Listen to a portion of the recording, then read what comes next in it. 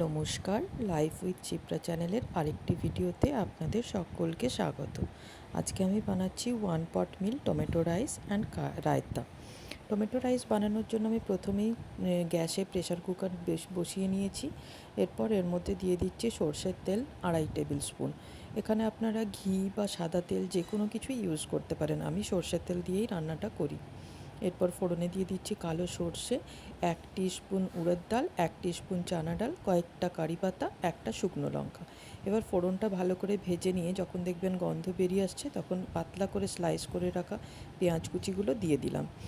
পেঁয়াজগুলো ভালো করে ভাজা হলে তার মধ্যে দিয়ে পেঁয়াজের সাথে 2টো স্লিট করা কাঁচা লঙ্কাও দিয়েছি। এবার পেঁয়াজটা লাল কালার পরিবর্তন না হওয়া পর্যন্ত ভাজতে হবে। যখন দেখবেন কালার চেঞ্জ হয়ে গেছে, তখন এর মধ্যে দিয়ে দেবো আদা রসুনের পেস্ট। 1 টেবিল স্পুন আদা রসুনের পেস্ট দিলাম। এবার এটাকেও ভালো করে ভেজে নেব, যাতে আদা রসুনের কাঁচা গন্ধটা চলে যায়। তারপর আদা রসুনের পেস্টটা যখন ভাজা হয়ে যাবে, তখন তার মধ্যে দিয়ে দেবো টমেটো কুচি। আমি এখানে 4টে মিডিয়াম সাইজের টমেটো নিয়েছি। তারপর দিয়ে দিচ্ছি 2 টিস্পুন নুন, 1 টিস্পুন টারমারিক পাউডার হলুদ গুঁড়ো, 2 টিস্পুন কাশ্মীরি মির্চ পাউডার, 1/2 টিস্পুন গরম মশলা পাউডার। এবার এগুলো ভালো করে কষিয়ে নিতে হবে। টমেটোটা না গলা পর্যন্ত আমি এটা ভাজবো ভালো করে। তারপর যখন টমেটোটা গলে যাবে, তখন তার মধ্যে আমি ভিজিয়ে রাখা চালটা দিয়ে দেবো।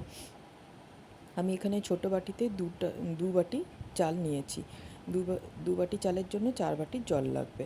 এবার চালটা আমি দিয়ে মশলার সাথে ভালো করে মিশিয়ে নেব।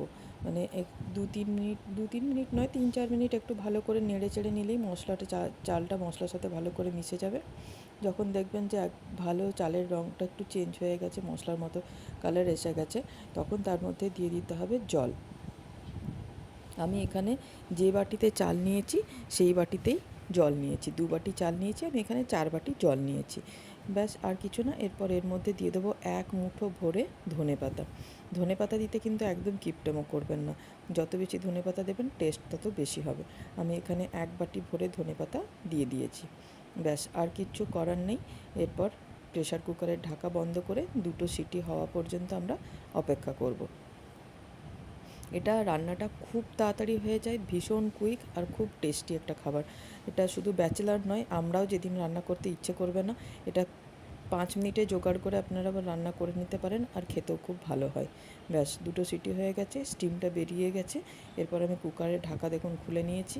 খুব ভালোভাবে হয়ে গেছে। প্রথমে আপনাদের মনে হবে একটু চিটচিটে হয়েছে, ভালো হলো না, কিন্তু একটু ঢাকা খুলে অল্প একটুক্ষণ ঠান্ডা করার জন্য রেখে দেবেন। ঠান্ডা হলেই বেশ ঝুরঝুরে ভাতের মতো হয়ে যাবে, খেতেও খুব ভালো হয়। আপনাদের যদি আমার রেসিপি ভালো লাগে, আমার ভিডিও ভালো লাগে, তাহলে অবশ্যই আমার চ্যানেলটা সাবস্ক্রাইব করে দেবেন। লাইক, কমেন্ট, শেয়ার করতে ভুলবেন না।